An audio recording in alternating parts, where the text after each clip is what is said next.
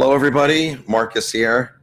Hello, Facebook Live, Instagram Live, YouTube. Thanks for tuning in wherever you're tuning from. Talk about tomatoes today.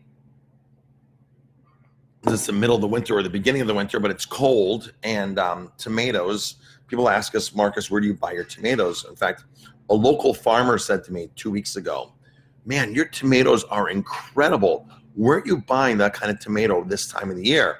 And when I told him, he's like, wow, that's pretty awesome. So here's how we source tomatoes in the wintertime, because of course, when tomatoes are in season, they all come locally, really locally. In fact, our tomatoes in the wintertime even come locally. There are tons and tons of, not tons, but there's more and more greenhouse growers, year-round greenhouse growers that are making some amazing tomatoes. Really awesome. So we buy from primarily two different local farms, one local and one in Maine, farms that do year-round tomatoes. The specialized tomatoes are doing a really awesome job. And this local farmer from Sullivan County is like, Marcus, man, your tomatoes are just really awesome. He actually called me the next day and said, I'm still thinking about that tomatoes you had yesterday. And this was literally like 2 weeks ago. He was like, I got to know where you're buying them from, where you're getting them. So I first want to talk about where not to buy tomatoes from. Okay, most tomatoes that you go into the stores and see right now are coming out of Central America, Mexico, or Florida. Now, Florida has some serious downfalls with tomatoes. There's a couple good companies there in Florida that are doing a job, but typically the part of the problem with tomato Floridas are, first of all, it's sand. The soil is sand. Tomatoes do not like sand. It rains a lot in Florida. Tomatoes do not like moisture. Tomatoes are originally from like the deserts of Peru. The very first tomato out there were these little tiny tomatoes. You don't need to even water. You didn't even need to water the tomato plant. In fact, now your tomato plants, you barely need to water them. They're used to a very arid climate. That's what tomatoes are just naturally accustomed to. That's how they evolved. So Florida has way too much rain, way too much sand. They don't like the sandy soil. And because of that, Florida has to spray tons and tons of pesticides. I forgot what the numbers were. It's like thousands and thousands of dollars per acre of just pesticides, fungicides, things like that to control all the mold and the bugs on tomatoes in Florida. So it's very hard to grow an organic tomato in Florida. It's done. There are some people doing it, but it's not the norm. And so the norm is to spray tons and tons of chemicals on the tomatoes. So those are the first two problems with tomatoes that are coming out of Florida.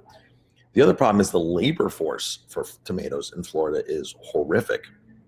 A lot of these are migrant workers that come in and literally get paid or don't get paid.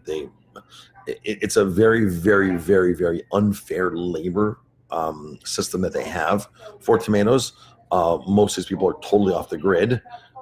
They live in trailers or not even like a real trailer, but like a cargo trailer that some of these tomato growers provide for them. There's no bathrooms. It's pretty horrific. If they try to escape, there's consequences.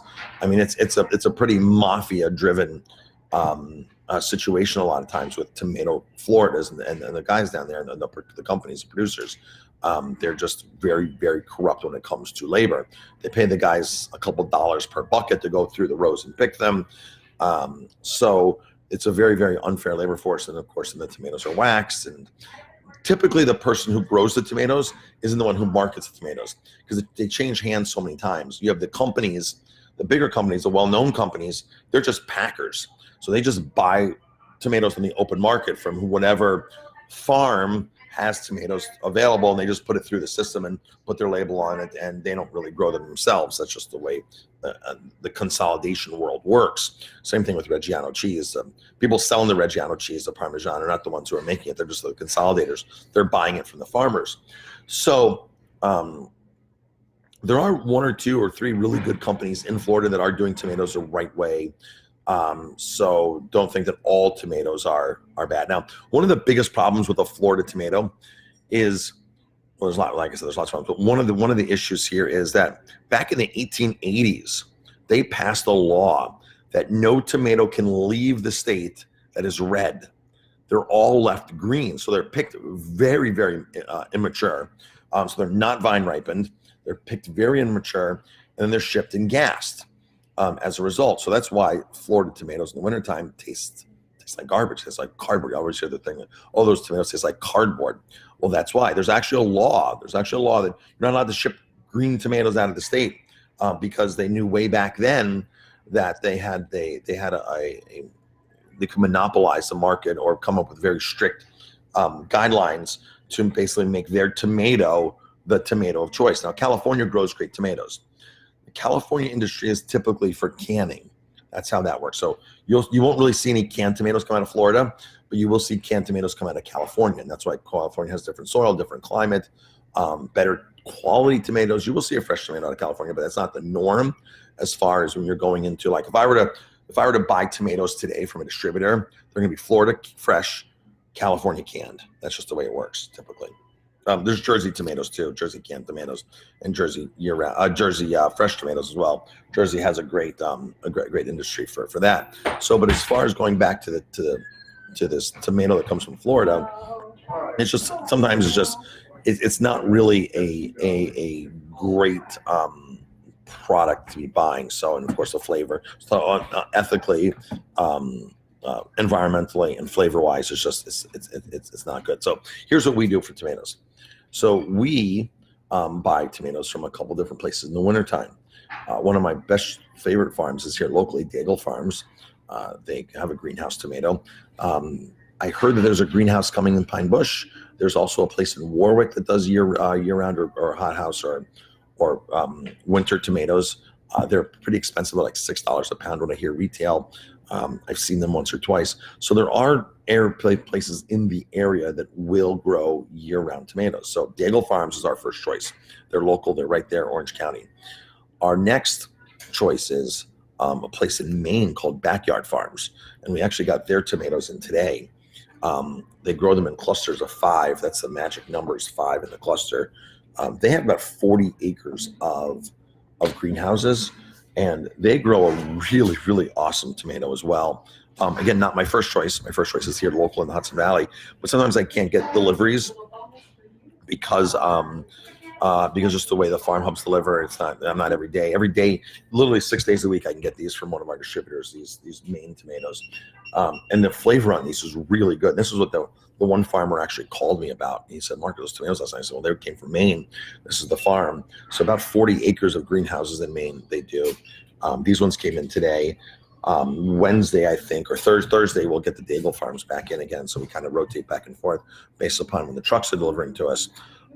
So that's the story on the tomatoes that we buy in the wintertime. Folks, you get what you pay for. 100% get what you pay for. I often say that. In the Florida tomato world, tomatoes are dirt cheap. Like I could literally go to probably Restaurant Depot today and buy 25 pounds for $20. I paid far more for these tomatoes. Same thing with the Daigle tomatoes, far more. But when a farmer tells you that your tomatoes are awesome and where you're getting them, you kind of be like, okay, I did my job and I got an awesome tomato. So thank you to that farmer who called me the next day and said, man, awesome tomatoes. So of course, folks, you get what you pay for. Like I said, most tomatoes, if they're not coming from Florida, they will be coming from Mexico or from other Central American countries. But Mexico is a big producer as well. And you know, a lot of times those aren't farms. Those are just packers. Even the organic producers like Del Cabo looks like they have a great tomato. It's organic, certified organic. They're not really growers. They're just buying organic tomatoes from small farmers that are growing organic.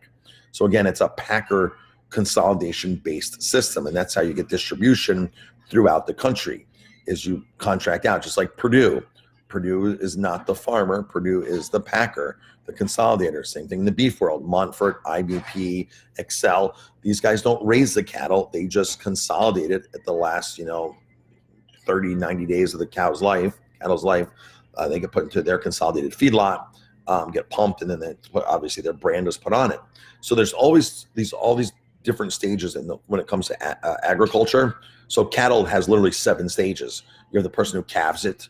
You have the person who then, the mid feeder, who just puts it on pasture, and it literally it can go to auction every single time as it's going down the line.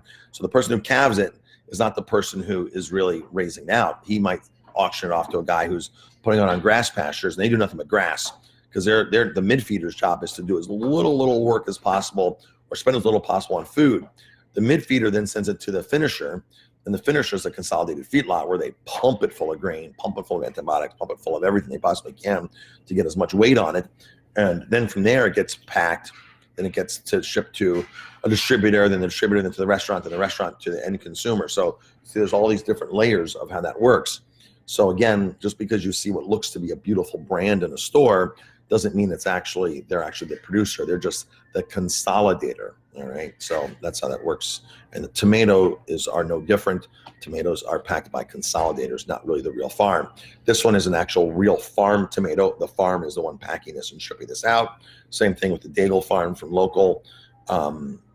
I did get scammed last year on tomatoes from another local farm. I don't really buy from much anymore, but I thought I was buying their local tomatoes, year-round farm, hothouse tomatoes, winter tomatoes. And in the box, they left one of the stickers on from a imported tomato, and I was a little bit upset. They knew I was upset about that. The distributor knew I was upset, and it kind of ruffled some feathers because I definitely felt that was wrong, thinking that I was buying something local, and I wasn't. So needless to say, I don't buy much from that farm anymore unless I know they specifically grew it. They're not my first choice by any means anymore. All right, folks, thanks for tuning in. I appreciate it. And eat, learn, live. Talk to you later.